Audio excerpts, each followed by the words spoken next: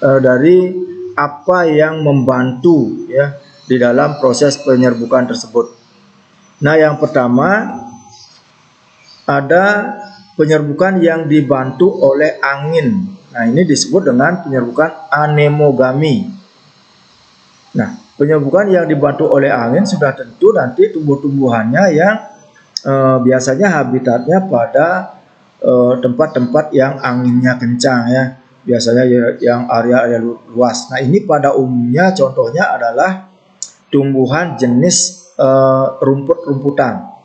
Ya, kita tahu bahwa tumbuhan yang jenis rumput-rumputan itu pasti dia hidup di tempat yang luas ya, area yang luas dan anginnya biasanya kencang.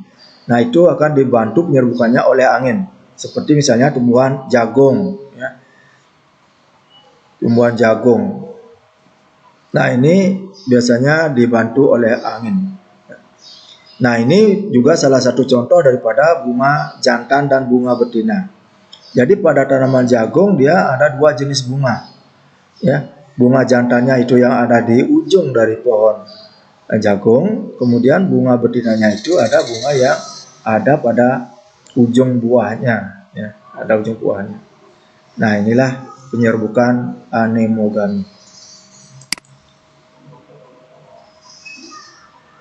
Nah, yang kedua, yang paling banyak penyerbukan daripada bunga itu dibantu oleh serangga, karena ada berbagai macam serangga, yang mana hubungan antara serangga dengan bunga itu hubungannya saling menguntungkan. Ya, ya serangga itu akan dia mendapatkan nektar atau madu yang dihasilkan oleh bunga. Nah, sedangkan yang bunga yang tanpa disadari kaki daripada serangga ini akan menempel serbuk-serbuk sari ya yang pernah dihinggapi, kemudian dibawa pada kepala putik dari bunga itu sehingga terjadilah penyerbukan. Jadi hubungannya saling menguntungkan. Nah, penyerbukan ini disebut dengan entomogami. Ya. Jadi banyak sekali serangga yang membantu penyerbukannya seperti lebah, semut, tawon, kumbang dan sebagainya.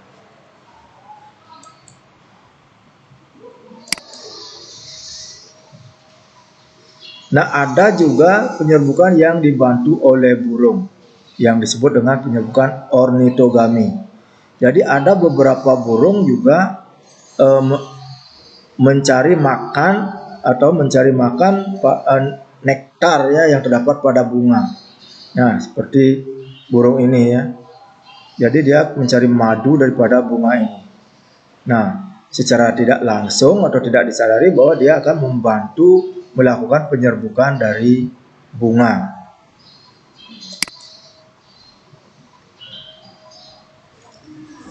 Hewan yang lain adalah kelelawar. Jadi penyerbukan yang dibantu oleh kelelawar disebut dengan chiropterogami. Nah, kelelawar kita tahu bahwa kelelawar itu umumnya dia mencari makan pada malam hari. Jadi bunga yang dibantu penyerbukannya oleh kelelawar ini adalah pada umumnya bunga yang mekar di malam hari, ya, bunga yang mekar di malam hari.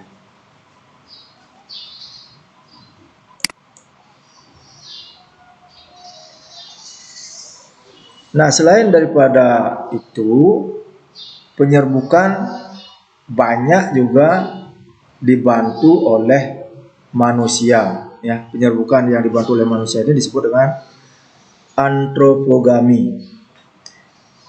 Nah, biasanya penyerbukan yang dibantu oleh manusia adalah penyerbukan dari bunga-bunga yang ya termasuk memiliki nilai ekonomis yang tinggi ya. Kemudian dia bunga tersebut sangat sulit ya, kalau sangat sulit dia melakukan penyerbukan dengan bantuan daripada organisme lain atau bantuan daripada angin. Jadi dia lebih memerlukan bantuan daripada manusia. Contohnya adalah beberapa jenis anggrek ya yang memiliki nilai ekonomis yang tinggi yang sangat diperlukan oleh manusia. Kemudian ada juga vanili yang sering dibantu oleh manusia adalah vanili. Kalau kita lihat nilai harga atau nilai ekonomi dari vanili itu sangat tinggi. Ya, tetapi vanili kalau dibiarkan liar, dia akan sulit untuk melakukan penyerbukan sehingga perlu mendapat bantuan daripada manusia.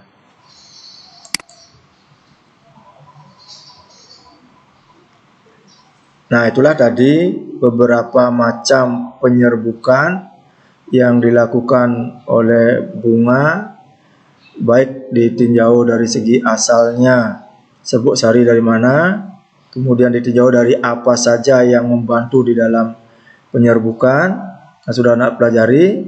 Nah, yang mana penyerbukan itu adalah khusus ya, dia mengawali daripada proses pembuahan. Kalau kita bandingkan pada manusia tidak mengalami penyerbukan, ya langsung ke fertilisasi. Nah, sedangkan pada tumbuhan akan diawali dengan penyerbukan. Nah, setelah terjadinya penyerbukan, setelah menempel serbuk sari pada kepala putik, nah itu akan dilanjutkan dengan proses pembuahan atau fertilisasi. Nah, bagaimana terjadinya proses pembuahan tersebut? Nah, coba diperhatikan penjelasannya dulu, nanti anak-anak bisa lebih jelasnya melihat tayangan videonya. Nah, pada saat serbuk sari sudah menempel pada kepala putik, jadi di dalam serbuk sari itu dia memiliki dua buah inti, yaitu satu inti vegetatif dan satu inti generatif. Satu inti vegetatif dan satu inti generatif. Nah, yang mana inti daripada vegetatif itu setelah dia mendapat cairan ya pada bunga pada putik ini, maka inti vegetatif akan berkembang dia menjadi pembuluh serbuk sari. Jadi inti vegetatif akan berkembang menjadi pembuluh serbuk sari. Dia akan menjadi saluran. Nah, yang berfungsi nanti mengantarkan atau dia sebagai saluran inti generatif. Ya. Sebagai saluran inti generatif akan menuju bakal buah. Ya. Akan menuju ke bakal buah. Nah, sedangkan inti generatif itu akan membelah dia menjadi dua, ya. Jadi inti generatif membelah menjadi dua inti, ya. Nah, inilah nanti akan diantarkan oleh buluh serbuk sari menuju bakal buah dan masuk menuju atau melalui apa yang disebut dengan mikrofil.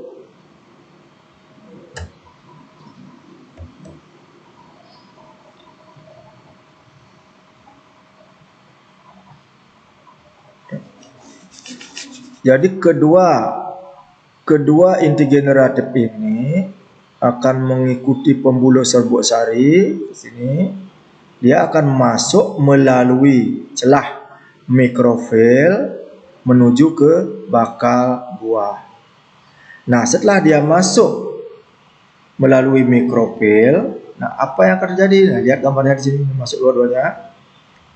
Nah, sedangkan pada saat proses pembentukan ini, pembentukan bakal buah, di sana sudah hasil akhir dari pembentukannya menghasilkan 8 buah sel, ya.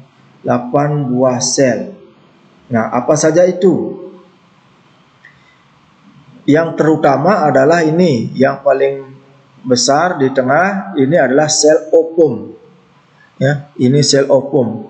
Diapit oleh dua buah sinergid, namanya dua buah sel sinergid, ya. Jadi diapit oleh dua buah sel sinergid. Nah, sedangkan yang di tengah ada dua inti kandung lembaga sekunder. Inti kandung lembaga sekunder. Nah, sedangkan di tempat yang terpisah ujung lawannya yang berlawanan ada 3 buah antipoda, ya. 3 buah antipoda. Jadi ada ovum, ada sinergid, ada kandung lembaga sekunder, dan ada antipoda.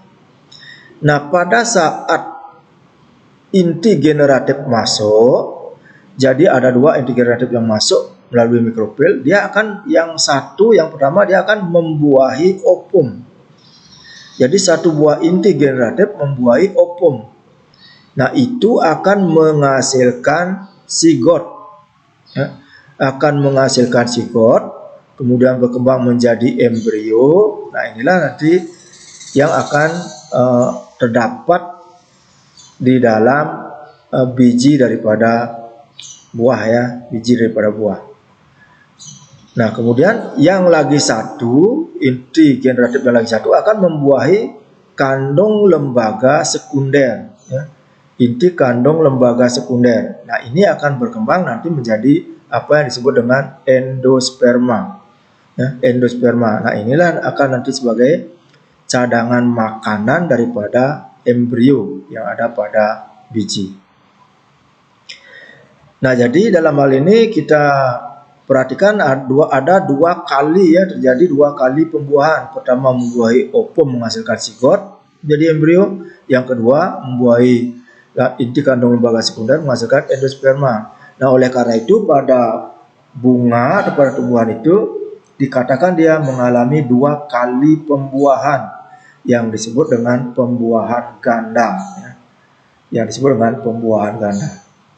Nah, setelah terjadi pembuahan ini, maka berubahlah bakal biji akan menjadi biji, sedangkan bakal buah akan menjadi buah, ya.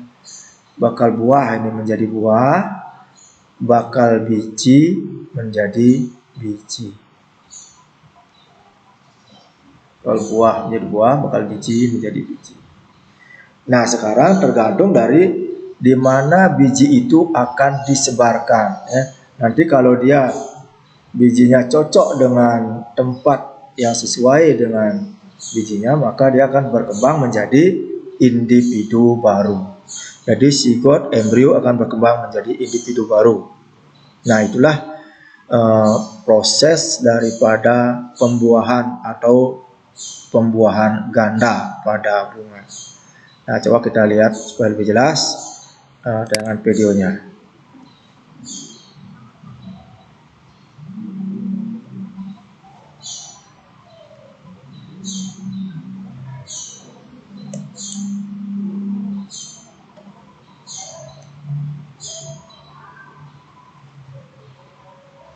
Flowering plants undergo a unique reproductive process where there are 2 fertilization events. This double fertilization event occurs between the male reproductive organ, the male gametophyte, and the female reproductive organ. Ya, perhatikan ini putik, kepala putik, ini benang-benang sari. Ini ada kepala sarinya, yang mana di dalam kepala sari ada serbuk sari. Nah, di sini akan dijelaskan nanti pembuahan ganda, ya, double penetrasi.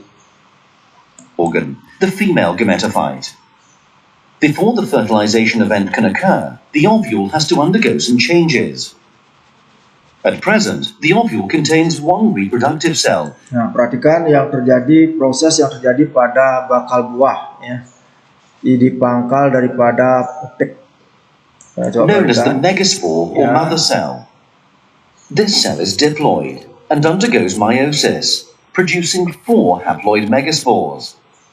In the majority of species, 3 of these megaspores degenerate, leaving only 1 surviving megaspore. This surviving megaspore expands and undergoes 3 rounds of mitosis to produce 8 haploid nuclei.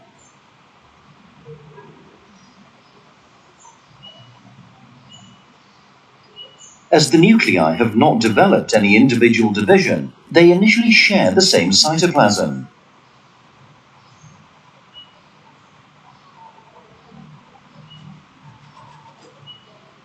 This complete structure is known as the embryo sac. Within the established embryo sac, cell walls begin to form between most of the nuclei. 3 cells named antipodal cells form opposite the opening of the ovule, known as the micro. Nah, inilah hasil akhir daripada proses yang terjadi pada bakal buah, ya. Jadi dia terakhir menghasilkan 8 buah inti sel, ya. 8 buah inti sel, ingat ini antipoda, kandung lembaga sekunder, dan ini ovum, nanti ini synergate. Ya. Micropyle. Another 3 cells form above the micropyle. 2 of these are synergids, and the other is the egg cell. This leaves 2 nuclei in the center of the ovule.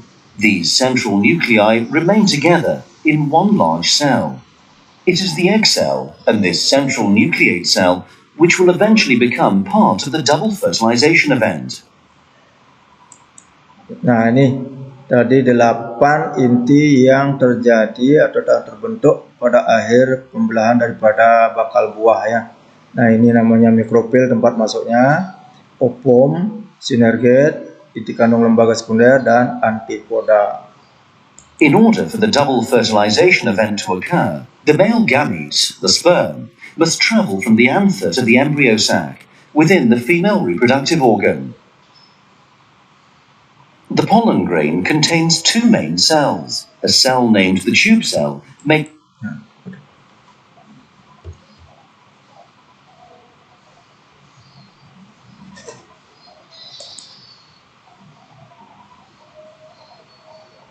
contains one in the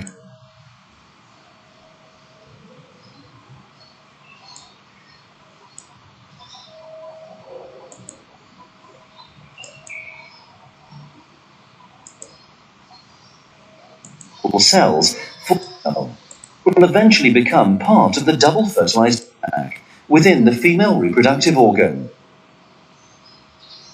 The pollen grain contains 2 main cells. A cell named the tube cell makes up the bulk of the pollen.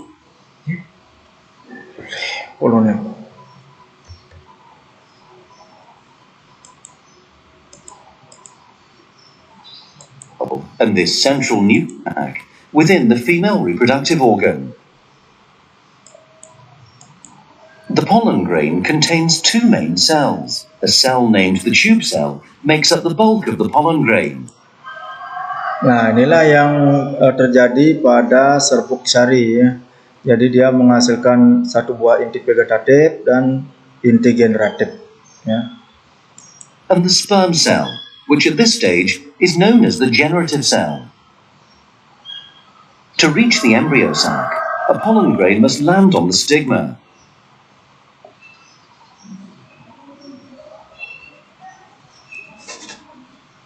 Once landed, it begins to germinate. The tube cell forms a long structure.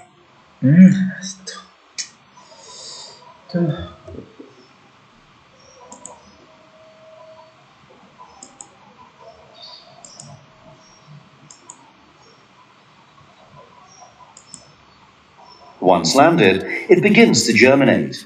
The tube cell forms a long structure down the style and into the inti vegetatif dia menjadi pembuluh ya. Jadi saluran untuk mengantarkan inti generatif ini. Jadi inti vegetatif ini menjadi pembuluh serbuk sari. The ovary. The generative cell travels behind the tube cell nucleus. Once near the ya, perhatikan dia masuk melalui mikrofil. The ovary, it divides by mitosis to produce 2 haploid sperm cells. The pollen tube reaches the micropyle and releases the sperm cells into the embryo sac. One of the 2 sperm cells fertilizes the egg cell. This produces a diploid zygote, which will become the embryo. The other sperm cell moves up and fuses with both of the central nuclei, forming a triploid cell.